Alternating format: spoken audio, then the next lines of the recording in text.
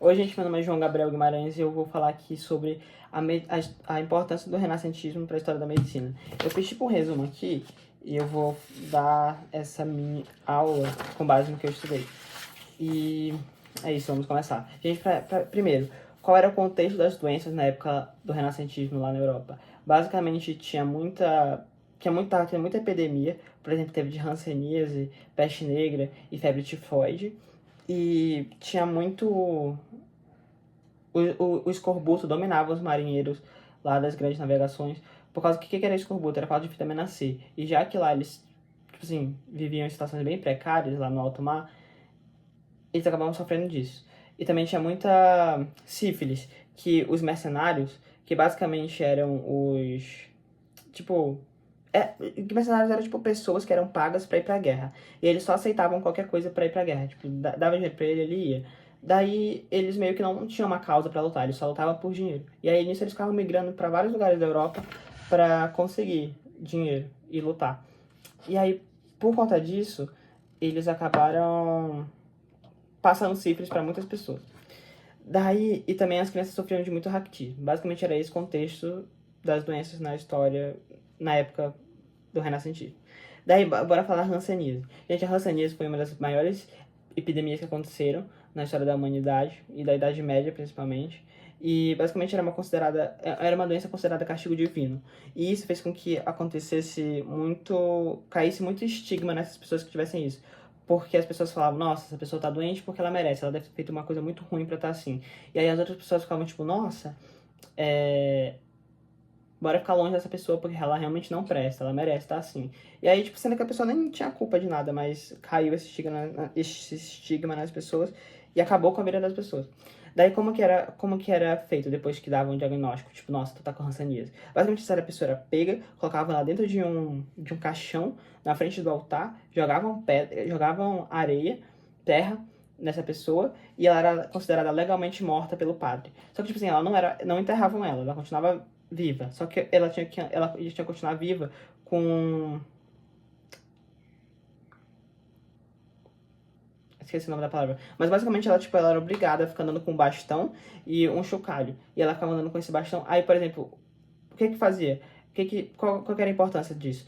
As pessoas que não estavam com hanseníase vissem ela com esse chocalho, ouvissem esse barulho e falavam, nossa, tem alguém com hanseníase vindo, bora se afastar. E aí a pessoa se afastava dessa pessoa. Então quando ela tava com bastão, era basicamente era um aviso pra falar, nossa gente, olha, aquela pessoa tá com hanseníase, bora ficar longe. Basicamente era pra fazer como tipo um alerta para as pessoas ficarem longe. E era assim que a pessoa tinha que viver pra sempre, ela vivia como pedinte. E aí, as igrejas, tipo assim, essa hanseníase era considerada, o nome dela também em outro, que é popularmente chamada de lepra. E aí isso gerou os leprosários, que basicamente era uma coisa que as igrejas criaram. Tipo, só na França teve mais de 2.000 leprosários, que onde só jogavam essas pessoas lá. Era muito raro ter, tipo, alguém que realmente cuidasse dessas pessoas. Eles só jogavam essas pessoas doentes lá e ficava lá até morrer. E aí, mas hoje em dia a hanseníase já é uma doença que, tipo, é fácil de controlar, tem que tomar muito antibiótico e remédios que realmente curam e te deixam sem sequelas. Ou seja, é uma coisa tratável. Agora eu vou falar da peste negra. Ela atacou a Europa, é considerada a pior epidemia da história da humanidade. E ela devastou, tipo, 1/3 da população da Europa. E ela matou tanto gente rica quanto gente pobre. E várias cidades e vilarejos foram dizimados, tipo assim, desapareceram do mapa. E nessa época os médicos eles se recusavam a cuidar dessas pessoas que estavam com peste negra, porque era uma coisa tipo, realmente que estava matando muito.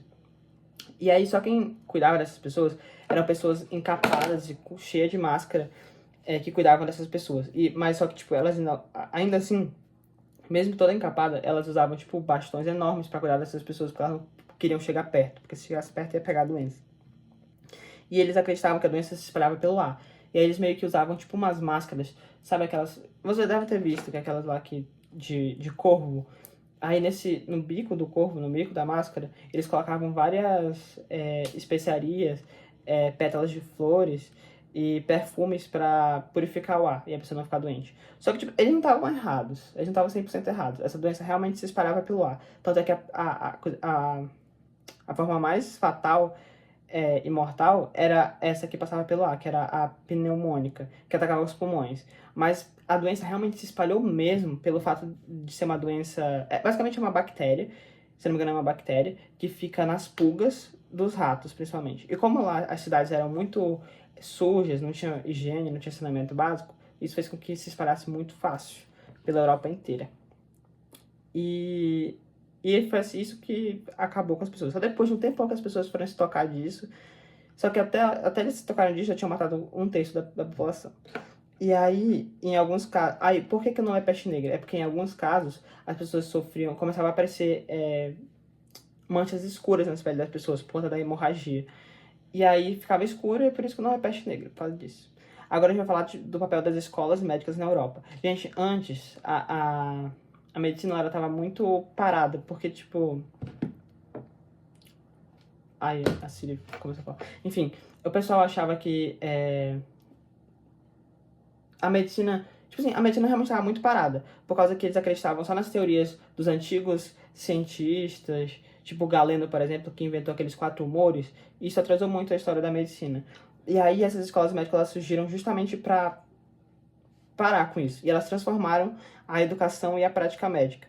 E aí elas estabeleceram currículos estruturados, fazendo com que a nova geração de médico elas fossem baseadas no conhecimento teórico e em habilidades clínicas, por causa que antes as pessoas não tinham essas habilidades clínicas essenciais, elas só tinham na teoria, e a teoria que eles estavam estudando ainda eram erradas, porque se baseava naqueles 4 humores, principalmente, do Galeno.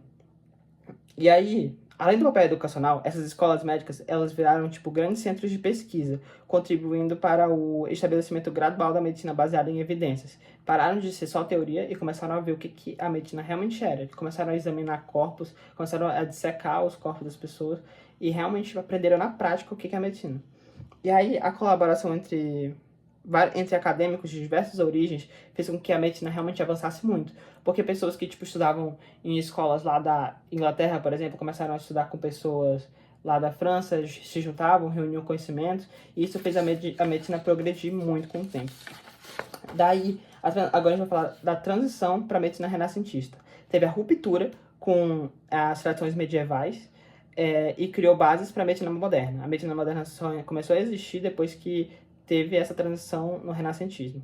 E aí, a ruptura com as tradições medievais fez com que acontecesse uma mudança fundamental na abordagem do conhecimento médico, passando de uma dependência quase exclusiva das autoridades antigas para uma ênfase crescente na observação direta e na experimentação. Tipo assim, saíram só da teoria e começaram a ir pra prática mesmo. Que foi aquele negócio que eu disse de cadáver e tal.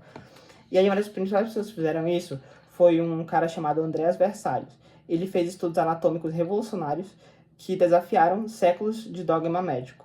Aí, por exemplo, ele foi vendo lá, ele foi dissecando e ele percebeu que tinha uma coisa errada ali, porque o que ele estava vendo não estava batendo com aquelas teorias lá do que aqueles velhos do passado tinham falado que era. Tipo Galeno. E aí isso acabou. Aí com o tempo pararam de acreditar 100% no Galeno. Todo mundo começou a realmente aprender medicina só na prática mesmo. É por isso que a medicina renascentista foi importante. Porque ela fez com que as pessoas abrissem os olhos para o que realmente era. E não porque as pessoas antigas achavam que era. E aí, agora a gente vai falar da ascensão da dissecação anatômica. Começaram a aceitar a dissecação, tipo, não era, porque antes eles só faziam animais e, tipo assim, tinha muita coisa que era diferente no corpo dos animais pro corpo humano, e aí é muito diferente, não tem como estudar medicina humana baseada em medicina de animal. E aí, essas pessoas, o renascentismo foi muito importante para as pessoas se tocarem disso e pararem de dissecar animais e começarem a realmente dissecar seres humanos, que era para que realmente a medicina estava caminhando naquela época. E aí, várias unidades começaram a dissecar esses corpos, tipo, publicamente. E aí várias pessoas ficavam vendo essas dissecações. E uma das principais que viram foi Andreas Vesalius. Ele aproveitou isso para fazer os estudos dele, e aí foi aí que ele viu que estava tudo errado, as ideias antigas, e disse que a gente tinha que aprender a medicina na prática mesmo, no que realmente era, e não no que as pessoas achavam. E aí, os artistas não ficaram fora disso. Os artistas foram importantes porque, tipo, eles começavam a falar, nossa, eu acho que eu tenho que saber muito de anatomia, por causa que eu quero que o meu desenho fique exatamente igual como é na vida real. E aí, pra eles começarem a fazerem realmente os músculos, como eles, tipo, os formatos perfeitinhos, bem realistas, daqui do tórax, pra eles fazerem exatamente o formato direitinho, eles tinham que aprender mais sobre a anatomia do corpo humano. E aí, nisso, o Leonardo da Vinci foi um dos principais que fizeram isso, por causa que ele acreditava que o conhecimento da anatomia era necessário para realizar suas obras de arte. Ele achava que era necessário. Então, o que ele fez? Ele, ele dizia que só podia ser esse conhecimento só podia ser adquirido se ele dissecasse os corpos. Então, ele dissecou mais de 30 cadáveres e ele fez mais de 750 esboços. E aí, ele e mais outro artista chamado Marco Antônio de La Torre, eles meio que estavam planejando, estavam no caminho lá de fazer tipo uma enciclopédia de anatomia com tudo, tipo um Néter da vida, só que da época. E aí, só que isso não deu certo, por causa que, tipo, o Marco Antônio morreu e acabou que não deu certo esse projeto. E outra, só pra piorar, na época, a igreja era muito forte. Apesar do renascentismo estar bombando, a igreja ainda era muito forte. E aí a igreja continuava com essas ideias aí de proibir dissecação de cadáver, ela proibia isso aí. E o nome disso era Proibição Eclesiástica, era o nome disso. E aí, a obra de anatomia dele permaneceu parada durante 2 séculos, até começarem a observar e verem que realmente precisavam daquilo. E foi isso.